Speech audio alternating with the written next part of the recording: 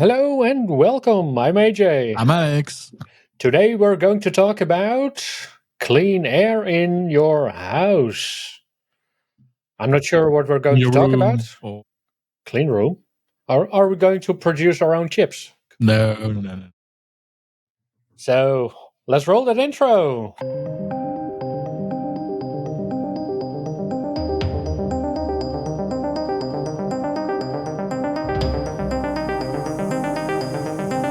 So, clean air.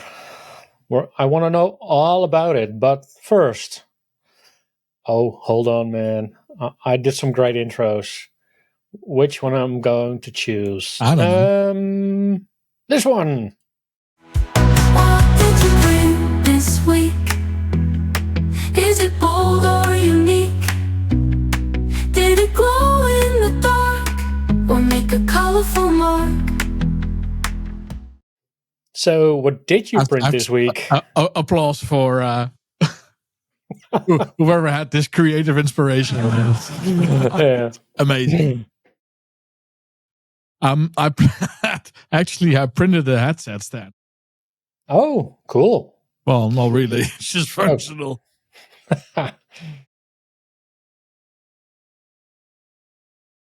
Oh, that's a nice one. Just a brick of plastic. Yeah. Put your headset on it. Yeah. It's functional and it works. Oh, that's good. That's great. Yep. So that's what I printed. What did you print this week? Well, what did I print this week? I'm trying to remember. I should have prepped this one. You came up with it. Yeah, I know. Well, we can go to the other topic. No, but what I printed, I'm looking around. I printed some 19-inch rack mounts for a Philips Hue hub and a Raspberry Pi. So it's a 1U frame. Okay, yeah. One U frame that's in two parts that you can put into your 19-inch rack. One of them contains the Philips Hue hub, and the other one contains the Raspberry Pi 5. Isn't he really liking it inside a metal box? Well, I don't have a metal box. I have two struts, 19-inch rails, and the rest on it, it's a IKEA leg. The leg hack. Yeah. Yeah, I don't think that if I would put it in, would benefit from. Well, actually, I don't want to use the Philips Hue hub, but I haven't come around to replacing it with my Zigbee stick. Yeah, well, yeah. There are some advantages. Like what? Well, actually, with Homey, when you create lighting flows, you can abuse or use, depending on how you do it, you can use scenes that you define in the Hue app. So when I create a certain scene, intensity and that color and this, and I create a whole scene for one room and I save that to. Then from the Homey app with the Hue integration, I can just say to the or tell the Hue integration, enable this scene at 7 p.m. or enable this scene when it's after dark and I get home. Or so and what is really good about that,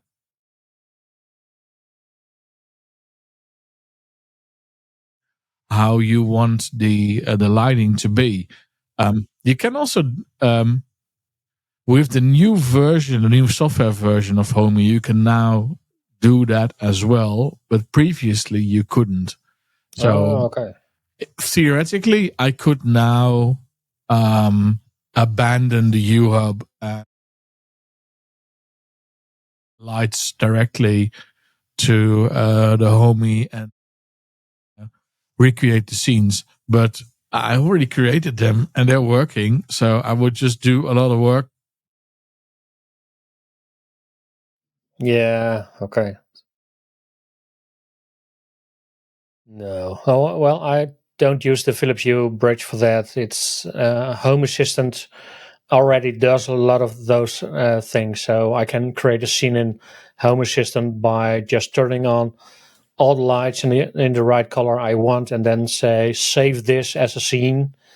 Yeah. And from that moment on, it's already able to use that in the lighting. So the only thing I use the hub for is updates. And to be honest, the last update for a light or device has been, well, almost a year ago, I think. Yeah, actually, this is a fireman mounted Exactly. it in the electronics closet and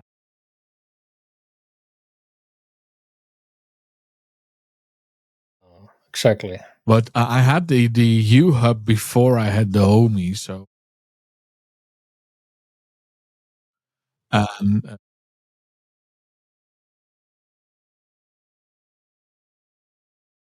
that you can actually create I can't recall what it's called in Homey, but it's sort of a scene or the equivalent of it. Mm-hmm. It doesn't exist as long as it did in the U hub, and I already had a couple of in the U.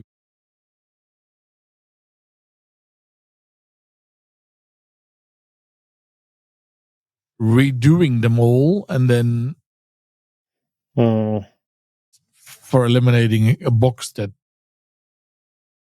No, I can imagine that. It's for me. It's I don't want a box that I need to connect to the internet to be able to control my lights. So my Philips Hue has still not enabled the account for it. So as soon as that happens, they're all going to go to my other Zigbee stick. I do have to say that once they do that, when they actually get down to every switch and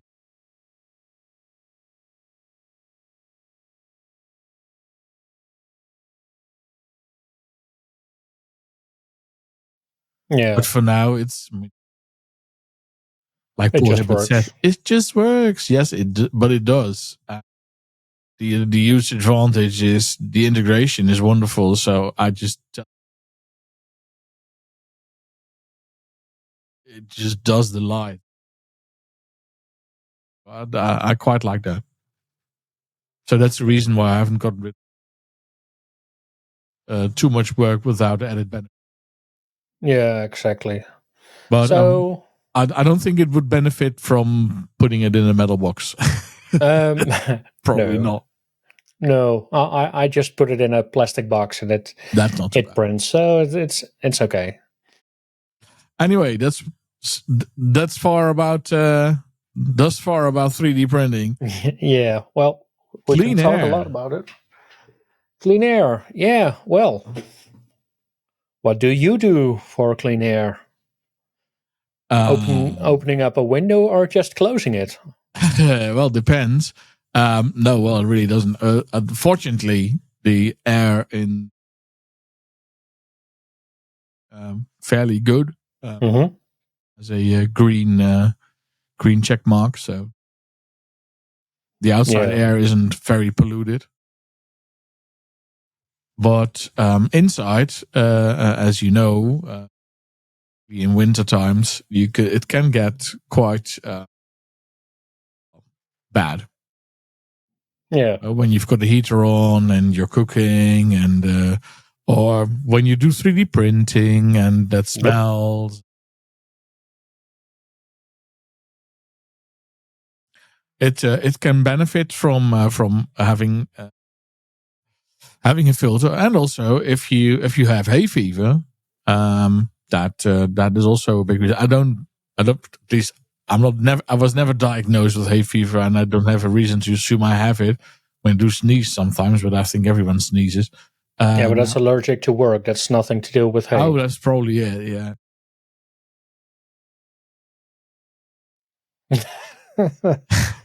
I know the solution. Anyway, correct. so Anyway, talking about that, no. But it does benefit. Well, first of all, if you've got a room where you also cook or where you, I don't know, whatever company you keep, it can get a bit. After a while, you tend to not notice, and that's the moment where when someone else comes in the room and you have animals. yeah, that's not a good sign. Yeah, that's always the moment where you could say, maybe we should do something about that. So an air filter can help there, but like I said, for hay fever also, but also for your health, it's always good. If you've got the particles that float around, and the volatile gases, CO2. And that all accounts for your internal climate. And actually, I have an air monitor next to my 3D printer because with some materials when you print it or PETG, ABS is famous. Some others as well. The fumes that come off that are, first of all, not very good for you. And if you breathe them in long enough, you start to feel nauseous and a bit sick and dizzy. And how do you know? Did you experience that for yourself? Yeah, I wasn't paying too much attention when I first started with. So, and I thought, that thing has an internal filter. It'll be okay, right? Well, it wasn't. So now I actually build an external filter. That it makes a huge difference. The environmental meter proves that it does help. Okay. And the funny thing about, yes, you can.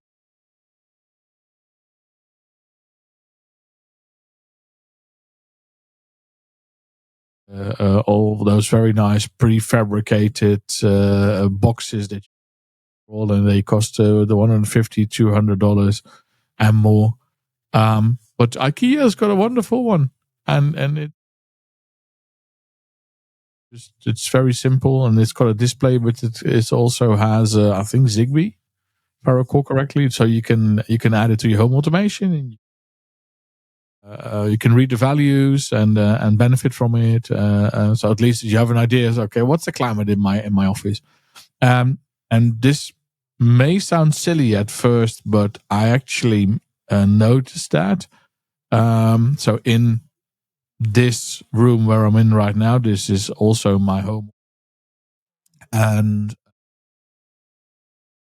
I notice in the way I concentrate or lack thereof that the CO2 levels are too high. But if you monitor that and you take measures at the appropriate time, then that benefits your productivity. Yeah, I noticed the same. I also have CO2 monitor in the office, and combined with the temperature, I see when doze off is too much to say, but it's impacting my readiness. So it's like now there's a lot of CO2 in the room. I did some activity in this room earlier, so I should open a window, and when you got a monitor, it helps you with that. But also, and we did something similar. We have a what's called air circulation system that also filters the air, and we had some fiber filters in it. Those are good-ish. But now we started moving to a HEPA-like filter. So it's an F5 filter. It captures all the smaller parts like the PM2.5. And actually, I went at the attic yesterday, and if you see those filters, they're black. It's amazing how quickly they get dirty, and it's also a different approach to clean air in your home. You can say, well, I put open my windows and doors, and every fresh air will rush in. Well, we're right from a large road, and you notice that there's also a part of the area that still needs to be built. The houses are planned for coming year, next year, but you see that all the sand gets into these filters. So it's and that comes into our house. Well, that came into our house since these filters. It's pretty clean, and that's something you hardly see on any environmental meter. I mean, CO2, air, or temperature, moisture, but the PM2.5 and 10, you have to do something specific to measure that in your home. So that IKEA thing does also do the particle I think that's density? 2.5. Okay. Yeah, 2.5, not 1.0 or 0.5. It's not that accurate. Well, it's already helping that you got one. For people who do not know, so PM is as far as I recall, correct me if I'm wrong, particles per micron. Particle matter, I think. Right, particle matter. I think it does include a size, because that's what the figure is for. I can't remember. What is PM?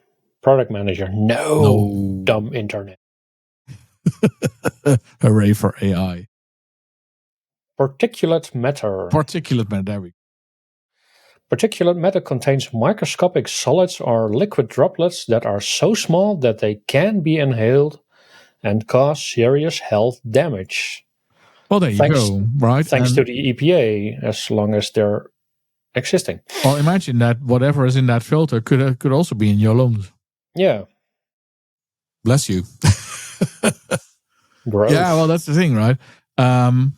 So if we have an open plan home, the living room and kitchen and dining area. Meaning that if we cook, or if I cook, that everything floats through the complete room. I have an active air filter, which, when it detects that, and it generally switches on when I'm cooking. Now, this may also have to do with the fact that I use a gas-powered stove, so liquid gas-powered stove, and obviously when you burn gas, it amount of CO2 when I'm cooking. But also you notice that the smells and the vapors that float through the room, well, it picks that up, and the advantage of it is, well, it makes quite a bit of noise. An active fan, but it does eliminate and the particulates. You notice that when you leave the room and you come back in, it doesn't smell like food. And before I had that thing, it used to.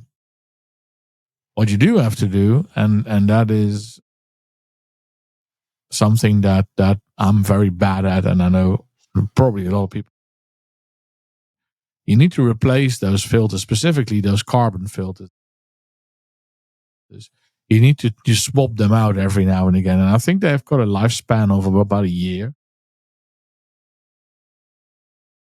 And I think initially you can wash them, and that helps. But eventually you will have to replace them. And I think mine are now 2 years old, and I cleaned them once. But I think they are now up for replacement. Okay. But I still have to pay. I still have to buy them. Yeah. Luckily, we have some made out of metal. I don't know how it works. I thought that with active carbon, there's carbon in it, but apparently this one is metal, and I can just put it into the dishwasher, and then it cleans itself. So, oh, that's nice. Well, I mean, I have those in my kitchen. Filter air. Yeah. But I didn't know that it was. I do have the carbon cassettes for the air filter that 3D printer. Okay. And those are round cassettes. They actually contain active coal inside. Yeah. And the air just blows through, and that works actually quite wonderful. So, I mean, you still smell when I print with ABS. You still smell that I print plastic, but you're not getting light in your head anymore. No. And that's a big benefit. Yeah, so it filters something, but not all. Not the well. Some apparently there's something else coming out of that apart from the hurtful gases or particles or whatever, and you still smell it. It smells like when you burn a piece of plastic with a. Okay. That's the smell. Yeah, so they're still getting out some VOCs. Some Otherwise, you fumes shouldn't smell it. It's quite hard to filter everything. Yeah. But these carbon filters are actually quite. So I designed a little box where and there's a fan in front and a fan after, and the filter is in between, and they link up to a hose, which in turn connects to the air vent of the 3D printer, and I have to say that it actually works very well. Well, it looks a bit amateuristic when it functions well. Aye. If it works, it works. If it's stupid but it works, it isn't stupid. Yeah, exactly. So that's filters in your house, or in my house, filters for the 3D printer. Do you have something in your workshop? Not yet. I have to admit that up to, I don't know, a year or two ago, I didn't even bother. I was sewing something. That was it. It will pass. It will pass. But recently I noticed that it actually annoys me. You know, you get this a strange dry taste in your mouth, and you say, okay, that's not good. Yeah. Maybe we should do something about it. So I have a couple of masks, but I really, really don't like that, because watch the video. I've got glasses and they tend to fog with a G up. When I wear a mask like that. I mean, I had that problem during Corona times as well. And you can do all kinds of stuff, you know, put your glasses on top of it, but it yeah. And it feels like your glasses are going to fall off your nose. And I did introduce a dust extraction system. So I bought a dust cyclone and a can, and connected it to the shop vac. Yeah. And that works reasonably well. It's not 100% perfect, but I'd say it's 80. Yeah. So it doesn't catch everything, but it catches quite a bit. Yeah, I got the same thing. And I did make a filter for my workshop, based on plans from a Dutch guy, that you can buy filters, air filters for in your workshop, and they cost around 300 to 400 euros. but it filters the room, a small room. So it's I bought something like that for €300, and it was meant for a shop about 10 square meters. So if you... Well, my shop is about that. 10 square meters? No, yours is bigger. My wood shop. Well, mine is 8x5, so it's a bit bigger than 10. And I noticed that I was getting, well, sick. Not really, but I gained a headache, and the dust went everywhere, and I kept coughing all day when I was in my workshop. Now I put something in that's filtering for the whole room, and it replaced the air, or it filters the air at a minimum of 5 times an hour. Okay, that's not bad. That's pretty good. So I do have a mask on when I do something, but after 10-20 minutes, the air is clean enough that I can go out without a mask. So that's what I did. And, well, I like gadgets, obviously. So I bought some more expensive gear that had better dust collection. That also helps a lot. So my track saw is better at collecting the dust. My sander is better, better than the stuff I had. I had pretty cheap stuff. Now I have a pretty not cheap, but you see it in the dust collection. You see it in the air. The air quality is pretty good after I used the gear. I did buy a specific hose for it because, well, when you start reading in on dust collection, you get all sorts of and you can really make it a science. I mean, professional shop, saying containers and whole duct systems and apparatuses. It costs thousands and thousands of dollars, maybe tens of thousands of dollars. I mean, from my local shed, annex, wood workshop corner, that. But if you look at the small stuff, and I think Dust Commander is what I bought. Is a brand that makes stuff that is very good for your local shop. Yeah. Woodworking corner. And they have specific hoses that are as smooth as they can be on the inside, so dust doesn't get stuck. And that makes a huge difference as well. So I noticed that together with the dust cyclone, which is literally it looks like a plastic cyclone cone or a traffic cone upside down, and that filters the small bits from the big bits, so to speak. Yep. But I never understand is the big bits that fall out of the small bits that fall out of that never resonated with me. But sorry, the big bits. The big bits fall out and the small bits fly on. Okay, it is like that.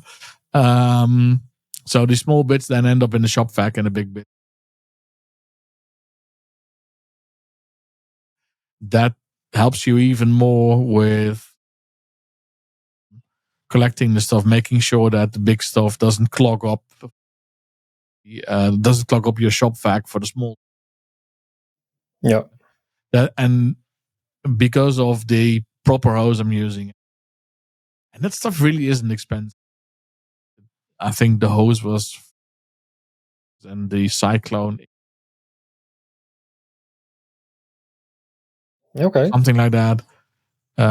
It lacked an adapter for the hose, but I 3D printed one. That was it, right? I mean, that was a print job of 20 minutes. Yeah.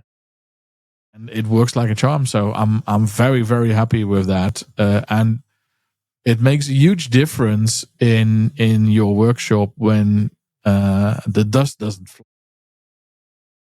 Tools and materials aren't constantly covered in. So it does make a huge difference, and it helps the climate. Yep, exactly. So you want to share something else about clean air? Or just want to clean the air between us? I don't think it needs cleaning, does it? No, it But doesn't. what I did notice, but this is an assumption from my end, and I in no way or manner want to imply that I. So don't believe me for it. I did notice that I get sick. So apparently, the filter in our living, wherever it does filter other dust as well. Yeah. And generally, when someone in my vicinity coughs, I'm having it. Right? That used to be the tradition, and that would mean that at least twice a year, a couple of days. And I have to say that is very much less. It's not gone, but it's less. It may have something to do with it. I think it did. Then again, it may not. I'm not an expert. It very well could be. Yeah. Hey, if it helps you, it helps. Well, I know that someone I know has very serious hay fever. Actually finds the air in our house pretty nice. And very happy to be here. Even when outside the. Yeah. Well, I can imagine that because, like I told you, we put some F5 filters in our air circulation system. Normally, when there's a fire in the vicinity, you have to turn the installation off because otherwise you put in dirty air. Now they say if you have those filters in it, keep it on because the air is cleaner than the air coming from outside. So I can imagine that the air is cleaner in your house because of that filter. So it does help. Cool. All right. On that bombshell. Yeah, on that bombshell. I still have to make some creative things for the switch between our main topic and what we're going to talk about next. Like, do you have a tip? So I do. I was in the process of building myself a new NAS. And I was looking at building a NAS with partly. I actually wanted to do NVMe drives, but first of all, that turned out to be quite expensive. Second, I had 12 500 gig SSDs flying around. So why not use those? Well, they didn't fit all inside the case that I envisioned, but I did fit in 6 and 2 drives, a good old spinning Rust, 2 12 gig drives that are basically, it's called slow and fast. I installed it with True NAS Scale and very happy camper with it. But what I actually wanted to mention is the board that I bought for it. A very, very, very. It keeps amazing me how powerful it is. It's called an MJ11-C0, if I recall correctly. It's by Gigabyte. It's got IPMI. It's got an onboard AMD EPYC 3151, which is a 4-core 8 CPU, which with a TDP of 45 watts, so it's very. It supports, I think, up to 256 for ECC. And the amazing thing is, the board, just the board with the CPU, but the board and the CPU. $. Nice. And I hooked it up. It's got, first of all, it's got a Smart SAS 4 and a Smart SAS 8 connector on it. The Smart SAS 4, you can link up 4 SATA. It also has 4 SATA connections. There you go with the 8 drives or the 6. But it also has a Smart SAS 8i, and what you can do with that is when you buy some AliExpress stuff, it can actually become PCI Express X8 slot. Okay. And that now has a 10 gig card in it. Interesting. Fortunately, I also had the 10 gig card lying around. But basically, it's all built around this $79 board, which you can buy off of eBay. And it just works wonders. So if you're in the market for a new NAS, you're not shy of building one yourself, go and have a look. It's amazing. Interesting. Oh, did I mention that it's got IPMI as well? Yes, you did. And $79. I mean, I still can't grasp it. It's amazing. So many enterprise features. It's so cheap. And the CPU on it is, I think, a 2020 version or 2019-ish. So it's an older board. It's not hot and happening, but it's especially for this use case, it's amazing.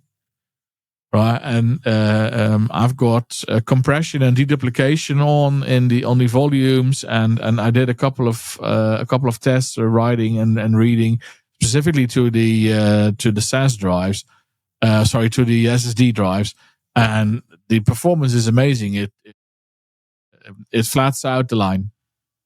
So 10 gigs, 1 gigabyte a second, no problem. This little tiny 8-thread 4-core chip. I was amazed. Yeah, I was just going to say, conclusion, amazing. Yeah, for the money, it's insane. Does it have drawbacks? Yes, obviously. It only has one PCI Express slot once you bought all the gear, and if you do, pay attention. I ordered the wrong ones. And that cost me $50. But that's the only downside. So if I want to add another card with 4 SSDs on it or something, that cannot be done because the board simply doesn't have any more capacity. But this thing is specifically with the 6 SSDs and the 2 spinning Rust in efficient mode. This thing is insanely power efficient. And in terms of performance, my Synology NAS, which is it runs circles around. Interesting. Well, 70. Yeah. Plus the price of the cables and the plus of the size of the SSDs. Okay. But you do not have to buy it all.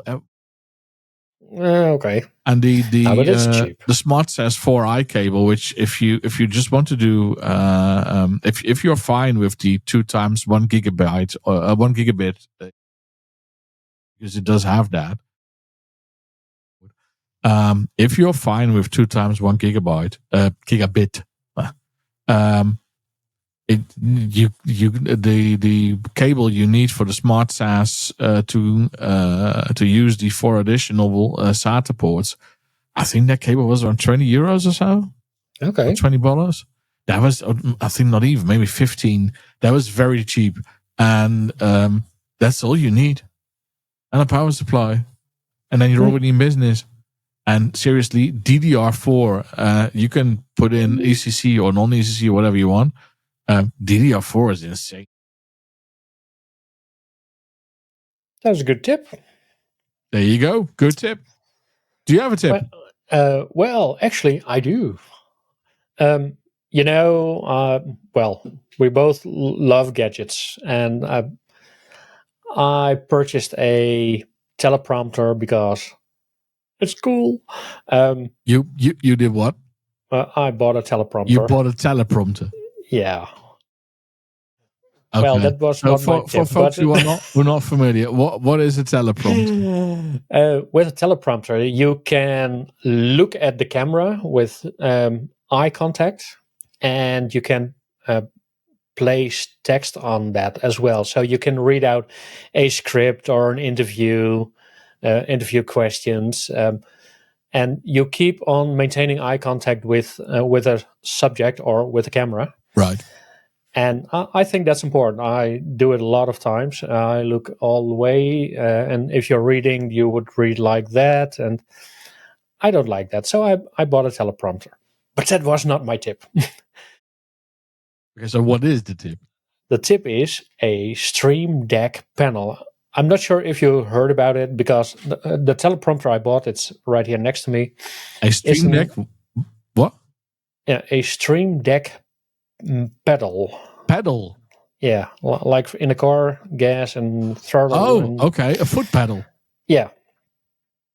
So with a teleprompter, like I said, you have a script on it, and you can it's scrolling automatically. At least that's what you want, because otherwise you look at the line and that line keeps in your image, and you want to go on because you have to read more. Right. With that pedal, you can say, put it on automatic, click on the pedal with your foot, and then it starts scrolling. Oh, to stop and start. Yeah. Otherwise, it scrolls down if you do the other pedal. It's like we both have the Stream Deck with the buttons. Yes. In a sense, this is a Stream Deck with this thing. Yeah, that's the one. This is in essence a Stream Deck with 3 buttons specifically for your feet, so you can control them with the same app. And you don't need a teleprompter for it to be useful. I configured it for my Zoom sessions with the mute button and the video button. So I can go on mute with my foot, and I can disable the video with my foot and turn it back on again. I guess you have to try it out to find if